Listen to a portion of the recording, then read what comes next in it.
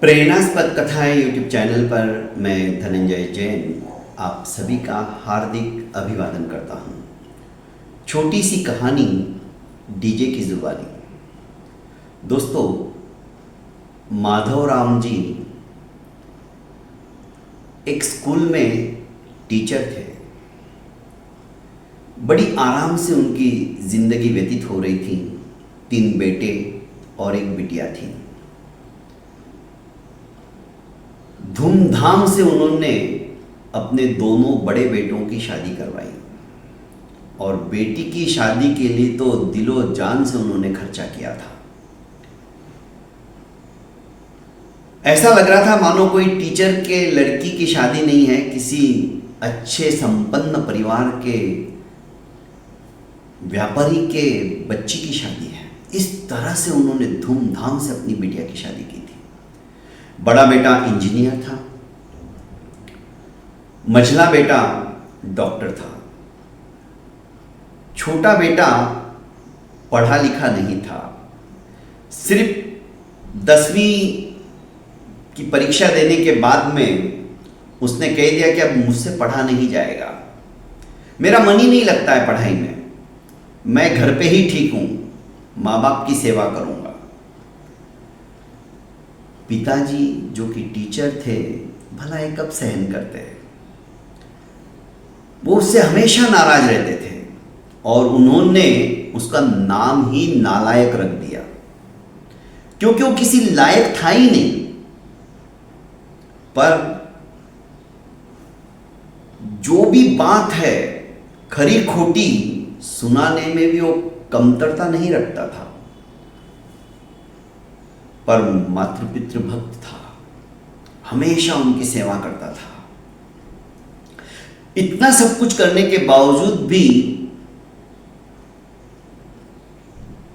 पिताजी उससे हमेशा रूठे हुए ही रहते थे और दुनिया के अंदर जो भी उनसे मिलता अपने दोनों बेटों की तारीफ करते हुए नहीं थकते थे।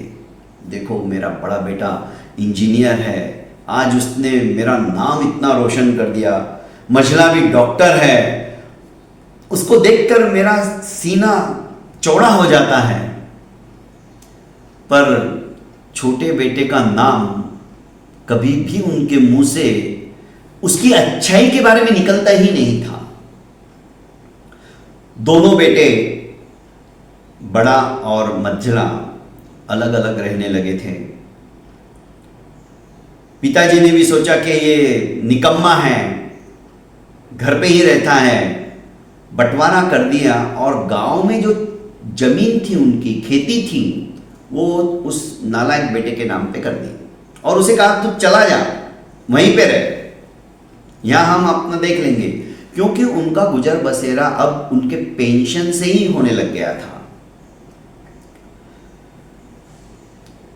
एक दिन अचानक उनके बड़े बेटे इंजीनियर को माधवराव जी ने फोन किया और बोले कि बेटा, मेरा और तुम्हारी मम्मी का एक्सीडेंट हो गया, मुझे तो कुछ लगी नहीं पर मम्मी को काफ़ी चोट आई है और उन्हें अस्पताल में भर्ती कराना है, उनको खून की भी ज़रूरत है, तो तुम पैसे भिजवा दो।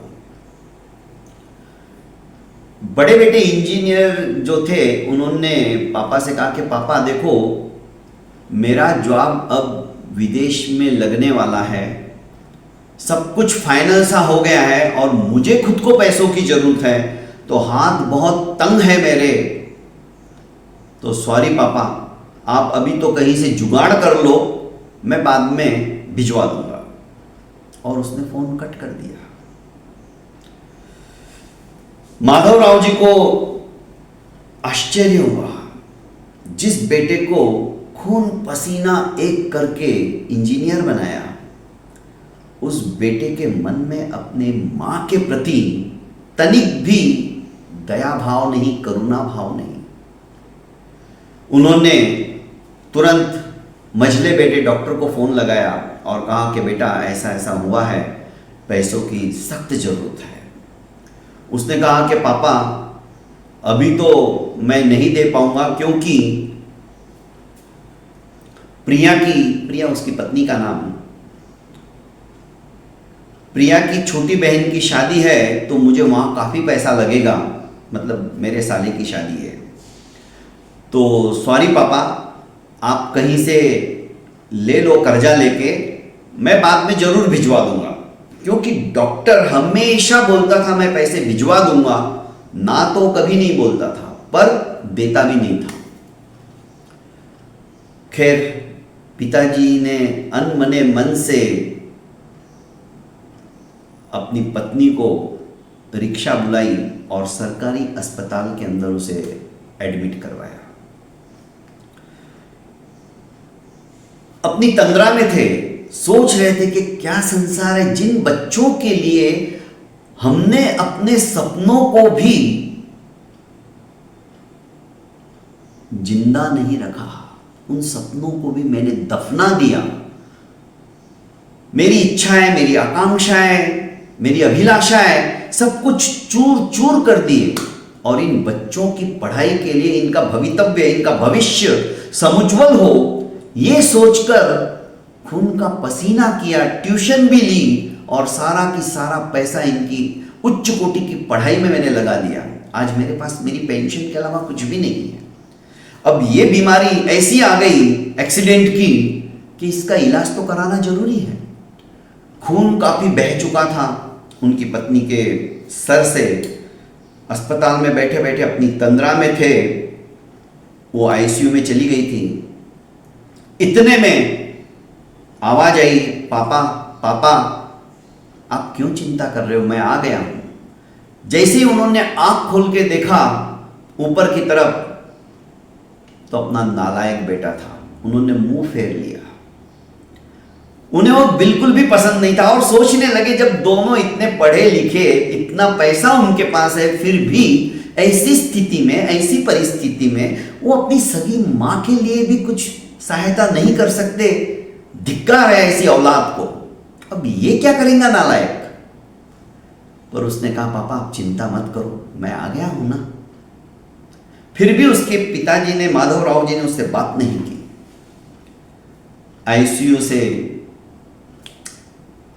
जब नर्स बाहर आई तो उसने पूछा क्या मैं मिलने जा सकता हूं, मेरी मां को देख सकता हूं। उसने कहा हाँ आप जा सकते हो, पर एक साथ आप दोनों नहीं जाओगे, आप अकेले ही जाओ। वो गया। उसकी मां की आंखें बंद थी। उसने मां का चरण स्पर्श किया, बाहर आ गया। फटाफट दवाइयाँ वगैरह जो जो लिख के देते थे वो ला के देता था। और जैसे ही उसने कहा कि पापा मम्मी ने अभी तक आंखें नहीं खोली है, आज 3 दिन हो गए, सरकारी अस्पताल को छोड़ते हम किसी प्राइवेट अस्पताल में चलते। अरे नहीं बेटा, पैसे किसके पास है, होने दे। नहीं पापा, इन्होंने कहा कि जब तक स्टेबल नहीं हो जाते ऑपरेशन नहीं होगा, हम ऑपरेशन यहां नहीं कराएंगे, आप मेरी सुनो। और उसने जबरदस्ती जो उस शहर का सबसे अच्छा अस्पताल था प्राइवेट, वहां पे अपनी मां को लेके गया। बरबस पिताजी को भी जाना पड़ा। ऑपरेशन सक्सेसफुल हुआ। डॉक्टर ने फिर भी कहा कि 2 दिन और रुकना पड़ेगा, उसके बाद में हम डिस्चार्ज देंगे। ये गायब हो गया। पिताजी ने सोचा कि देखो अब बिल देने का टाइम आया तो गायब हो गए, अब क्या करूं, कहां से लाऊं, कैसे करूंगा। ये वापस दूसरे दिन आ गया और सारी फॉर्मेलिटीज पूरी करके बिल विल सब दे के उसने पिताजी को कहा कि मेरे दोस्त का ही अस्पताल है, कुछ भी ज़्यादा पैसा नहीं लगा, चलो मम्मी को घर पे लेके चलते हैं। मास्टर साहब और उनकी पत्नी, इसके माँ बाप मतलब नालायक के घर पे आ गए। घर पे करीब इसने और 8 दिन सेवा की और जब मम्मी चलने फिरने लगी तो वापस आ गया। करीब 1 महीने के बाद माधव राव जी ने अपनी पत्नी से कहा कि चलो ये पढ़े लिखे बेटे तो कुछ काम आए नहीं, उस नालायक के क्या हालचाल देख के आते हैं, गांव चलते हैं। गांव में खेत में ही इसकी छोटी सी झोपड़ी थी, छोटा सा कच्चा मकान जैसा था, झोपड़ा ही था। जब ये कहीं दिखा नहीं और झोपड़ी को भी ताला था, तो जो काम कर रहा था खेत में उससे उन्होंने पूछा कि भाई ये नालायक कहाँ गया? तो उसने कहा नहीं साहब, ये खेत तो अब मेरा है।